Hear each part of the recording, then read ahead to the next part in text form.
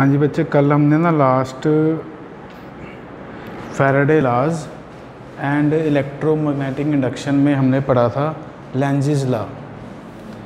और आपको लेंज़ेस लॉ की मैंने स्टेटमेंट बताई थी कि जो भी इंड्यूस्ड ईएमएफ बनता है, जो भी इंड्यूस्ड करंट बनता है, उसने हमेशा अपने कोज को क्या करना है, अपोज करना है।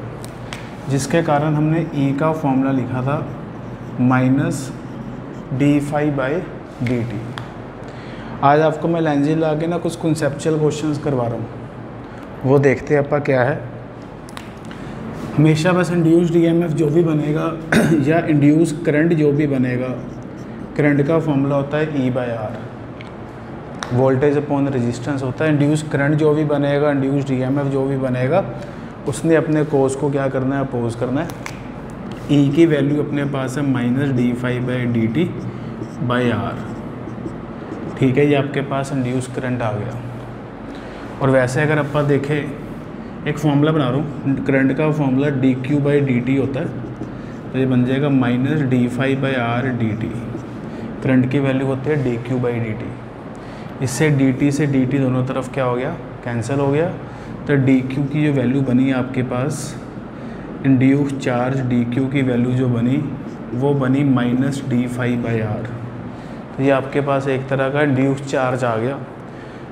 1 मार्क्स से क्वेश्चन में कई बार आ जाता है कि right the expression for the induced charge, तो वो हमने लिख दिया। इंड्यूस्ड चार्ज का फॉर्मूला लिख दिया अपन ने। और जो इंड्यूस्ड चार्ज है वो टाइम पे डिपेंड नहीं करता। इंड्यूस्ड चार्ज टाइम पे डिपेंड नहीं करता, -d∅/dr आता है। अब हम इसके कुछ पहले कॉन्सेप्चुअल क्वेश्चंस हम देख रहे हैं,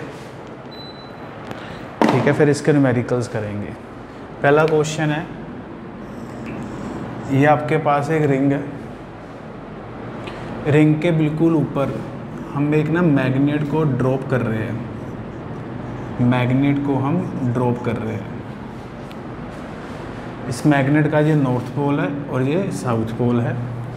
आपका क्वेश्चन है, ऑप्शन है 3-4 इसमें कि इस मैग्नेट की जो एक्सेलरेशन है वो g के बराबर होगी, एक्सेलरेशन g के इक्वल होगी, g से लेस होगी एक्सेलरेशन, g से ग्रेटर होगी एक्सेलरेशन, या नन, ये बताना है। तो जब हम इसको ऊपर से ड्रॉप कर रहे हैं तो नॉर्थ पोल नज़दीक आ रहा है।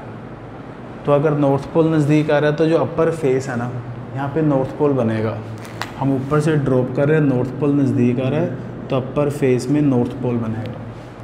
अपर फेस में नॉर्थ पोल बनेगा तो अपर फेस में जो करंट की डायरेक्शन होगी वो आपके पास एंटी क्लॉकवाइज होगी अपर साइड से। अब ये नॉर्थ क्या करते हैं, रिपेल करते हैं, जिसके कारण रिपल्शन के कारण इसकी जो एक्सेलरेशन है ना वो थोड़ी सी g से कम हो जाएगी।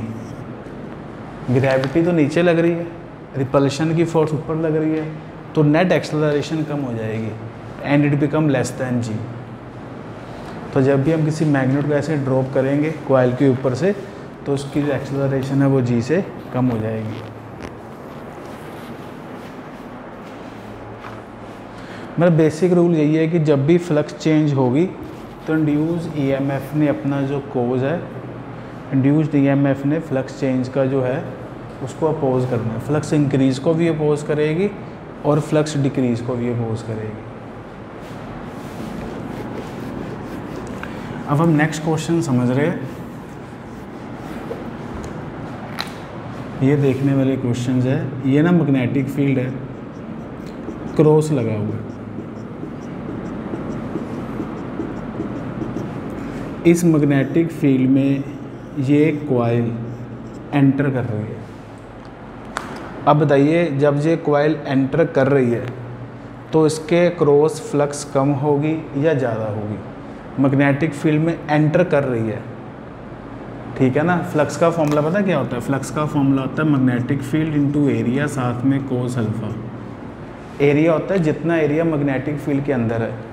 तो जैसे जैसे ये एंटर करेगी, थोड़ा ध्यान से देखेंगे, जैसे जैसे ये एंटर करेगी इसका एरिया मैग्नेटिक फील्ड में क्या करता जा रहा है, इंक्रीज़ करता जा रहा है। जैसे जैसे एंटर कर रही है इसका एरिया मैग्नेटिक फील्ड में इंक्रीज़ कर रहा है। तो मतलब फ्लक्स क्या कर रही है, इंक्रीज़ कर रही है। हमें बताना है कि इसमें इंड्यूस्ड करंट की डायरेक्शन क्या होगी। तो ध्यान से समझना, जो इंड्यूस करंट बनता है, पहली बात तो यह है कि फ्लक्स क्या कर रही है, इंक्रीज़ कर रही है। फ्लक्स जब इंक्रीज़ कर रही है तो अब ये देखो, फ्लक्स इंक्रीज़ करने का मतलब है कि जो क्रॉस वाला मैग्नेटिक फील्ड है ना, वो इंक्रीज़ कर रहा है। इसके लिंक में जो क्रॉस वाला मैग्नेटिक फील्ड है ना, क्रॉस बढ़ रहे है। पहले क्रॉस कम थे, फिर ज़्यादा होगी, फिर अगले स्टेप में और ज़्यादा हो, क्रॉस बढ़ रहे है। तो इंड्यूस करंट बनेगा। इंड्यूस करंट इस तरह बनेगा कि उसने अपने कोज को क्या करना है, अपोज करना है। अब क्रॉस बढ़ रहे हैं तो इंड्यूस करंट की डायरेक्शन इस तरह होगी कि इंड्यूस करंट के कारण जो नया मैग्नेटिक फील्ड होगा, या इंड्यूस मैग्नेटिक फील्ड होगा, वो क्रॉस को बढ़ने नहीं देगा। तो नया मैग्नेटिक फील्ड डॉट बनेगा। ये नया मैग्नेटिक फील्ड किसके कारण बना है, ड्यू टू इंड्यूस करंट के कारण मैग्नेटिक फील्ड बनता है। और ये वाला जो मैग्नेटिक फील्ड है ये डॉट बनेगा। डॉट बनने का मतलब है कि इसने क्रॉस के बढ़ने को अपोज करना है। जैसे हम कहते हैं ना कि इंड्यूस ईएमएफ होता है, इंड्यूस करंट होता है, वैसे इंड्यूस मैग्नेटिक फील्ड भी होता है। और ये induce magnetic field induce current के कारण बनता है।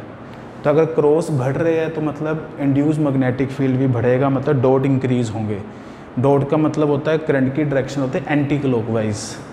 तो इसके अंदर जो करंट आपके पास फ्लो करेगा ना, जब ये एंटर करेगा तो जो करंट होगा वो एंटी क्लॉकवाइज फ्लो करेगा, ताकि इसका जो मैग्नेटिक फील्ड बने वो बार की तरफ बने। मैं एक बार ये स्टेप दोबारा रिपीट कर रहा हूँ क्योंकि इसके तरह के 4-5 क्वेश्चन आएंगे, समझने वाला काम है। जब ये एंटर कर रही है तो क्रॉस बढ़ रहे हैं, क्रॉस वाले बढ़ रहे, फ्लक्स इंक्रीज़ हो रही है, क्रॉस वाला मैग्नेटिक फील्ड इंक्रीज़ हो रहा है। जब भी मैग्नेटिक फील्ड कम हो, ज़्यादा हो, फ्लक्स चेंज होती है। फ्लक्स चेंज होने से इंड्यूस करंट बनता है, और जैसे इंड्यूस करंट बनता है वैसे इंड्यूस मैग्नेटिक फील्ड भी बनता है। अब क्रॉस इंक्रीज़ हो रही है, क्रॉस इंक्रीज़ होने के कारण जो नया मैग्नेटिक फील्ड बनेगा वो इंक्रीज़ होने नहीं देगा क्रॉस को। तो नया मैग्नेटिक फील्ड कैसा बनेगा, डॉट बनेगा। This is the induce magnetic field. तो इंड्यूस मैग्नेटिक फील्ड के कारण जो करंट होगा वो क्या होगा फिर एंटी क्लॉकवाइज। इसकी डायरेक्शन डॉट है, तो जो करंट बनेगा उसकी डायरेक्शन क्या होगी, एंटी क्लॉकवाइज हो जाएगी करंट की।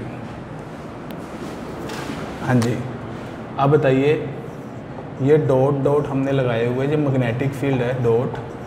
अगला क्वेश्चन आप कर रहे हैं, इस डॉट वाले मैग्नेटिक फील्ड में एक सर्कुलर कॉइल एंटर कर रही है। हाँ जी, सर्कुलर कॉइल एंटर कर रही है वी वेलोसिटी से। इस डॉट वाले मैग्नेटिक फील्ड में सर्कुलर कॉइल वी वेलोसिटी से एंटर कर रही है। हाँ जी, तो देखते हैं क्या बनता है। जब सर्कुलर कॉइल एंटर कर रही है तो कॉइल के लिंक में डॉट क्या होंगे, इंक्रीज़ होंगे। जब सर्कुलर कॉइल एंटर कर रही है तो कॉइल के लिंक में डॉट क्या होंगे, इंक्रीज़ होंगे।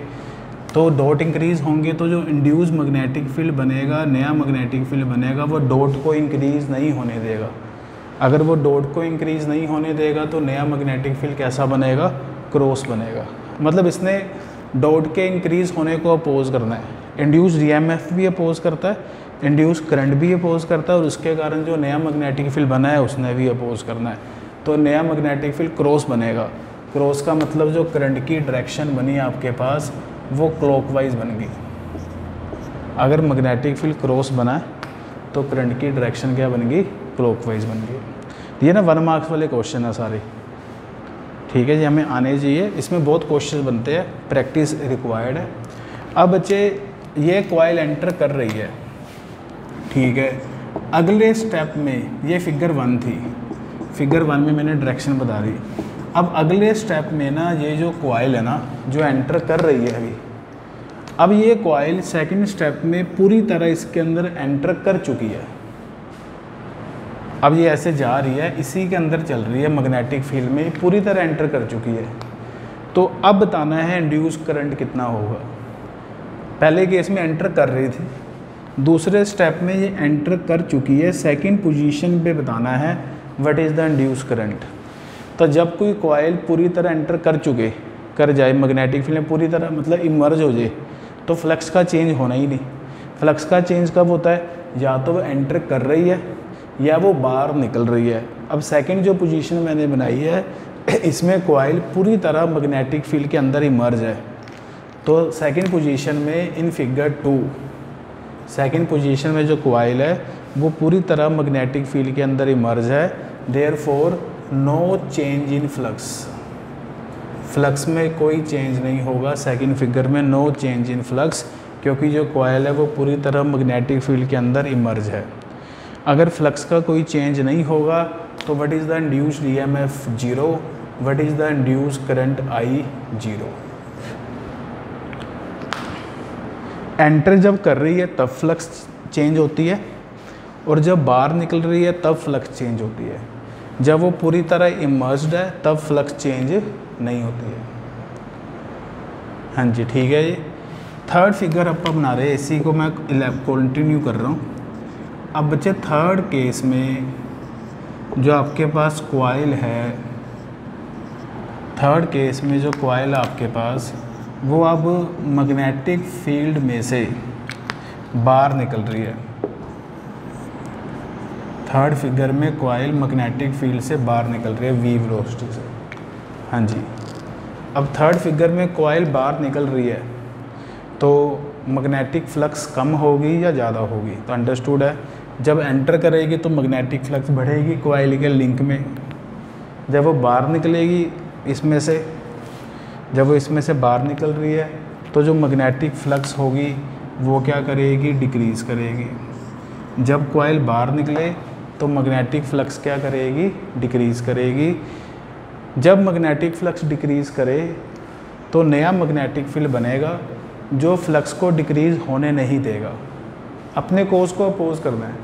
अब ये बाहर निकल रही है, फ्लक्स कम हो रही है, फ्लक्स कम होने का मतलब है कि जो डॉट वाला मैग्नेटिक फील्ड है वो डिक्रीज़ कर रहा है। डॉट वाला मैग्नेटिक फील्ड क्या कर रहा है? डिक्रीज़ कर रहा है। अब इंड्यूस करंट या इंड्यूस मैग्नेटिक फील्ड ऐसा होगा कि वो इसको डिक्रीज़ नहीं होने देगा। अगर डिक्रीज़ नहीं होने देगा तो इंड्यूस मैग्नेटिक फील्ड आपके पास डॉट ही बनेगा, ताकि पुराने वाला डिक्रीज़ ना हो। मतलब डिक्रीज़ हो रहा है मैग्नेटिक फील्ड तब भी अपोज करना है, तो अपोज कैसे करेगा? डिक्रीज़ ना हो, कैसे रोकेगा डिक्रीज़ होने से? वो पुराने वाले की तरफ ही नया मैग्नेटिक फील्ड बन जाएगा। तो नया मैग्नेटिक फील्ड आपका डॉट बना है। डॉट का मतलब होता है एंटी क्लॉकवाइज, जो करंट है उसकी डायरेक्शन हो जाएगी एंटी क्लॉकवाइज।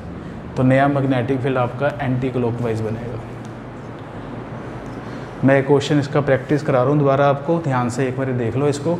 जब एंटर कर रही है तो डॉट इंक्रीज़ हो रही है, तो नया मैग्नेटिक फील्ड डॉट के इंक्रीज़ होने को रोकेगा। तो इंड्यूस मैग्नेटिक फील्ड हमने कैसे लिखा? क्रॉस लिखा, क्लॉकवाइज। सेकंड पोजीशन में वो पूरी तरह इसके अंदर इमर्ज थी। जब वो पूरी तरह इसके अंदर इमर्ज थी तो no change in flux, flux का कोई चेंज नहीं आया। थर्ड पोजीशन में कॉइल इसमें से बाहर निकल रही है तो फ्लक्स कम हो रही है। फ्लक्स कम होने का मतलब है कि जो डॉट है वो कम हो रहे हैं, तो नया मैग्नेटिक फील्ड डॉट के कम होने को रोकेगा। अपोज ही करना है, डॉट कम ना हो तो नया मैग्नेटिक फील्ड उसको सपोर्ट करने के लिए सेम डायरेक्शन में हो जाएगा, तो डॉट ही बनेगा नया मैग्नेटिक फील्ड। तो करंट की जो डायरेक्शन बनेगी वो एंटी क्लॉकवाइज बन जाएगी।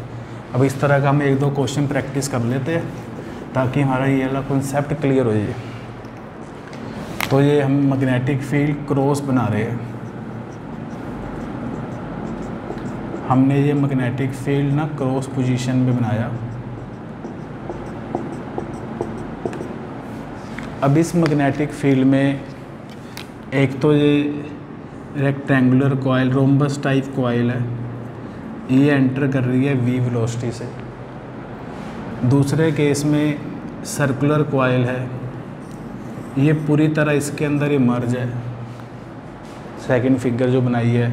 थर्ड फिगर में ये एक ट्रायंगुलर कॉइल है जो इसमें से बाहर निकल रही है। हमें तीनों में डायरेक्शन बतानी है इंड्यूस करंट की। इंड्यूस करंट की डायरेक्शन हमने तीनों केसेस में बतानी है, क्या क्या बनेगी।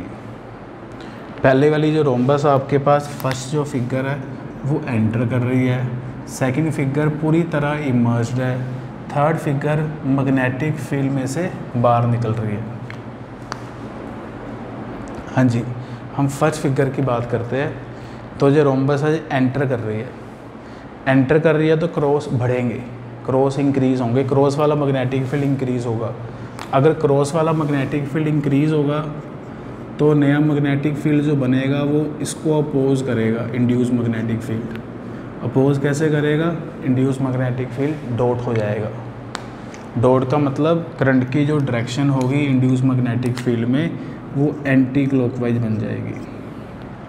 फर्स्ट केस अपना हो गया। तो जब ये एंटर करेगा तो नया मैग्नेटिक फील्ड जो बनेगा वो एंटी क्लॉकवाइज हो जाएगा। सेकंड केस में जो सर्कुलर कॉइल है वो पूरी तरह इमर्ज है। अगर सर्कुलर कॉइल पूरी तरह इमर्ज है मैग्नेटिक फील्ड के अंदर तो there is no induced EMF.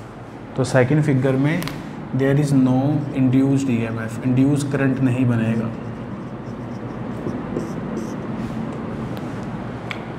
Third figure में ये ट्रायंगल जो है वो बाहर निकल रही है। ट्रायंगल अगर बाहर निकल रही है तो क्रॉस जो है वो क्या होंगे? ट्रायंगल अगर बाहर निकले क्रॉस कम होंगे, फ्लक्स कम होगी। जब जब बाहर निकलेगी तो फ्लक्स क्या होगी? कम होगी, मतलब क्रॉस वाला मैग्नेटिक फील्ड जो है वो कम हो जाएगा। तो नया मैग्नेटिक फील्ड कम होने नहीं देगा, इंड्यूस मैग्नेटिक फील्ड सपोर्ट करेगा, कम नहीं होने देगा क्रॉस को।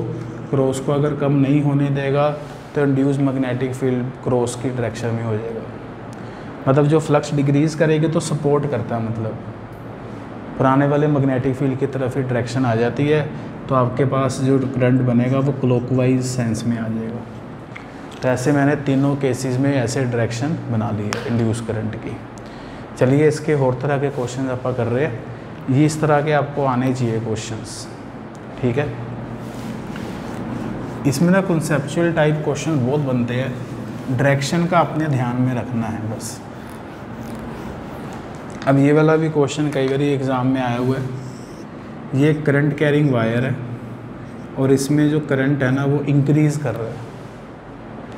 करंट अगर इंक्रीज़ कर रहा है तो ऊपर जो लूप है इसमें बताना है हमें कि इंड्यूस करंट की डायरेक्शन क्या होगी ऊपर वाली लूप में। हाँ जी, पहले तो अब ये देखो अपर साइड पे इस करंट कैरिंग वायर का मैग्नेटिक फील्ड कितना कहाँ होगा? डायरेक्शन बोलो। करंट राइट साइड पे, कॉइल ऊपर है तो हमने फिंगर ऊपर की तरफ ओपन कर दी। पाम कहाँ पे आ रही है? बाहर की तरफ आ रही है। तो अगर पाम बाहर की तरफ आ रही है वो राइट हैंड थंब रूल पर लगाते हैं ना, करंट की तरफ थंब करना है, पॉइंट की तरफ फिंगर ओपन करनी है, पाम आ रही है बाहर की तरफ। इसका मतलब जो मैग्नेटिक फील्ड है वो डॉट है।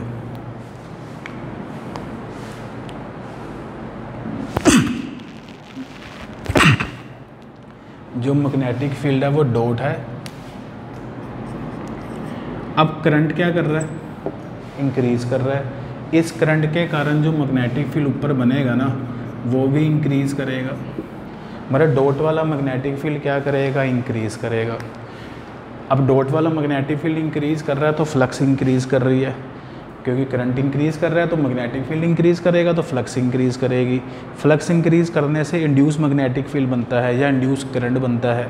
तो जो इंड्यूस मैग्नेटिक फील्ड बनेगा वो कैसा होगा? वो डॉट तो इंक्रीज़ कर रहा है तो नया मैग्नेटिक फील्ड अपोज करने के लिए क्रॉस बनेगा। क्रॉस का मतलब जो करंट की डायरेक्शन है वो आपके पास क्लॉकवाइज बनेगी। नया मैग्नेटिक फील्ड अपोज करने के लिए कैसा बनेगा? क्रॉस बनेगा। क्रॉस का मतलब जो करंट है उसकी डायरेक्शन बनेगी क्लॉकवाइज। हाँ जी, अगला क्वेश्चन ट्राई करते हैं।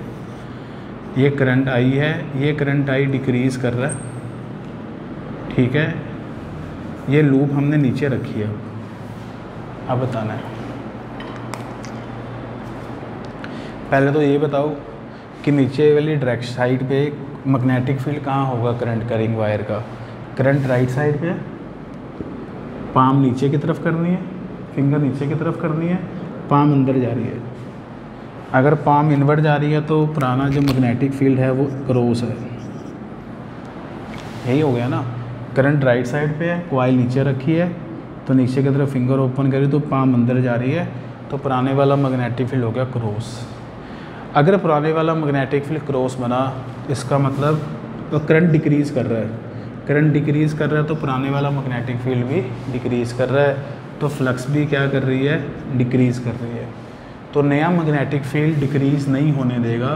तो जब नया मैग्नेटिक फील्ड हो बनेगा उसकी डायरेक्शन भी क्रॉस ही बन जाएगी ताकि वो डिक्रीज़ ना करे। अब नया मैग्नेटिक फील्ड जो बना है वो कॉइल के करंट के कारण बना है। जो कॉइल में करंट बनेगा वो क्रॉस मैग्नेटिक फील्ड बनाएगा, मतलब क्लॉकवाइज बनाएगा। कॉइल का जो करंट है वो क्रॉस मैग्नेटिक फील्ड बनाएगा, मतलब क्लॉकवाइज बनाएगा। तो आपको मैंने करंट इंक्रीज़ वाला केस करवाया, करंट डिक्रीज़ वाला केस करवाया। तीसरा केस बनता है इसमें, अगर कॉइल में करंट चेंज ही नहीं हो रहा, अगर वायर में करंट कांस्टेंट है और ये कॉइल है। अब बताइए, करंट कांस्टेंट और ये कॉइल हमने रखी है ना जी, तो कोई चेंज होएगा ही नहीं, फ्लक्स का कोई करंट ही चेंज नहीं हो रहा। तो कॉइल हमने ऐसे रखी हुई है, तो no change in flux, no change in flux, flux में कोई चेंज नहीं हो रहा। Therefore no induce current, induce current नहीं बनेगा क्योंकि फ्लक्स में चेंज नहीं हो रहा। तो कुछ भी नहीं रहेगा, ब्लैंक ही रहेगा बस। तो अगर करंट कांस्टेंट है तो no change in flux, no induce current. अब इसमें और भी केसेस बन सकते हैं। अब आपने सोच के देखना है कि व्हाट इज़ द आंसर। एक तो ये वाला क्वेश्चन पहले आप कर लो इसी तरह का, ये ना लास्ट ईयर बोर्ड एग्ज़ाम में आया हुआ है। करंट इंक्रीज ऊपर वाली कॉइल और नीचे वाली, दोनों में डायरेक्शन बतानी है। ये क्वेश्चन प्रैक्टिस कर लो आप। करंट इंक्रीज है ऊपर वाली कॉइल में और नीचे, इसमें थोड़ा सा क्वेश्चन लेंथी हो जाएगा। करंट इंक्रीज़ कर रहा है तो पहले अपर साइड पे देखो मैग्नेटिक फील्ड क्या बनेगा। करंट इंक्रीज़ कर रहा है तो अपर साइड पे मैग्नेटिक फील्ड तो बनेगा डॉट, और लोअर साइड पे चेक करोगे तो मैग्नेटिक फील्ड बनेगा क्रॉस। यही होगा, अपर साइड पे डॉट बनेगा और लोअर साइड पे क्रॉस बनेगा। करंट इंक्रीज़ कर रहा है तो फ्लक्स इंक्रीज़ करेगी, फ्लक्स इंक्रीज़ करेगी तो जो नया मैग्नेटिक फील्ड होगा नीचे वाली साइड पे तो वो क्या बनेगा, डॉट बनेगा, अपोज करेगा ना। और ऊपर वाली साइड पे जो नया मैग्नेटिक फील्ड होगा वो क्रॉस बनेगा अपोज करने के लिए।